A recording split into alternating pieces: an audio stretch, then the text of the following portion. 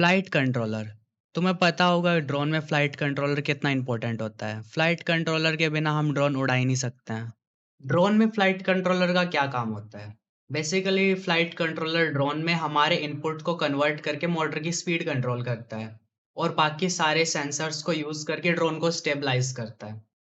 इस वीडियो में हम उन टॉप फ्लाइट कंट्रोलर के बारे में बात करने वाले हैं जिनको आप अपने ड्रोन में यूज कर सकते हैं।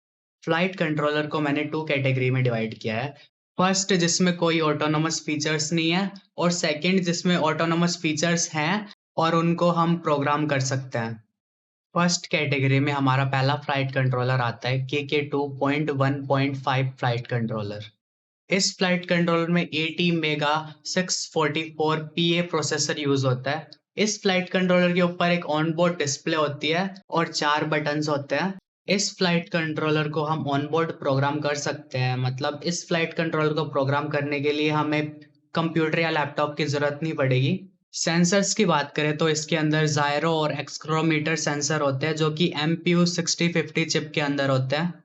इस फ्लाइट कंट्रोलर को यूज करके हम quadcopter, tricopter, hexacopter, octacopter, Y 6 copter और भी बहुत सारे ड्रोन्स बना सकते हैं।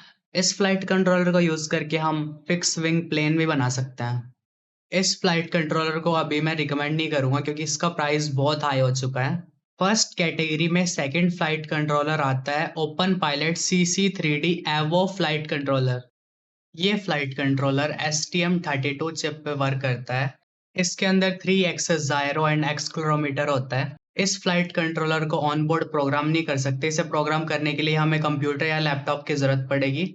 ये फ्लाइट कंट्रोलर के फ्लाइट कंट्रोलर से थोड़ा ज़्यादा स्टेबल होता है। इस फ्लाइट कंट्रोलर को यूज करके हम quadcopter, tricopter, hexacopter, octacopter, Y 6 copter, fixed wing aircraft और FPV रेसिंग ड्रोन तक बना सकते हैं। सेकेंड कैटेगरी में फर्स्ट फ्लाइट कंट्रोलर आता है APM 2.8 फ्लाइट कंट्रोलर। APM के हाइलाइटिंग फीचर है, इस फ्लाइट कंट्रोलर को यूज करके आप किसी भी टाइप का ड्रोन या प्लेन बना सकते हैं। यहाँ तक कि इसे यूज करके आप VTOL भी बना सकते हैं। ये फ्लाइट कंट्रोलर GPS सपोर्टेड है। ये flight controller data transceiver feature provide करता है जो कि real time telemetry and control provide करता है ground station and flight controller के बीच। GPS लगाने के बाद इस फ्लाइट कंट्रोलर में बहुत सारे एडिशनल फीचर आ जाते हैं जैसे altitude hold, position hold, way point and और भी बहुत कुछ। सेकंड कैटेगरी में सेकंड फ्लाइट कंट्रोलर आता है पिक्सोक 2.4.8।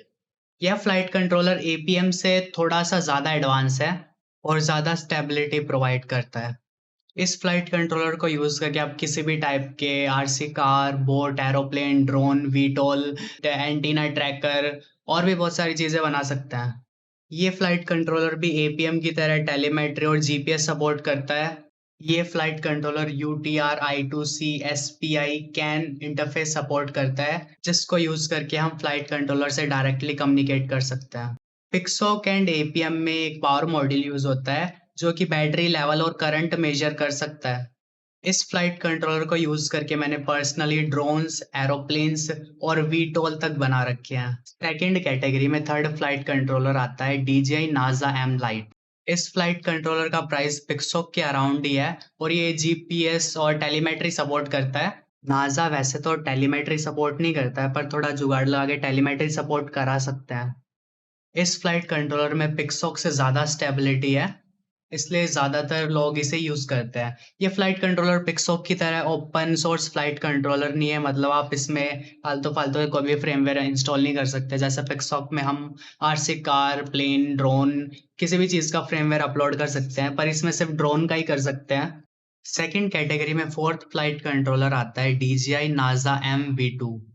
ये flight controller DJI NASA M Lite की तरह ही है, बस इसमें बहुत ज़्यादा स्टेबिलिटी है और ये फ्लाइट कंट्रोलर इंडस्ट्रियल लेवल के ड्रोन्स तक में यूज़ होता है।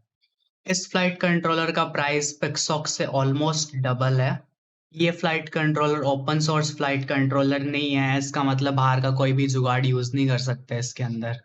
सेकंड कैटेगरी में लास्ट फ्लाइट कंट्रोलर आता है radio link cross fight flight controller. ये flight controller basically RC planes के लिए डिज़ाइन है, पर हम इसे ड्रोन बनाने के लिए भी यूज़ कर सकते हैं। इस फ्लाइट कंट्रोलर का प्राइस पिक्सोक से थोड़ा सा कम है और इसकी स्टेबिलिटी पिक्सोक जितनी है, पर इसमें पिक्सोक जितने फीचर्स नहीं है।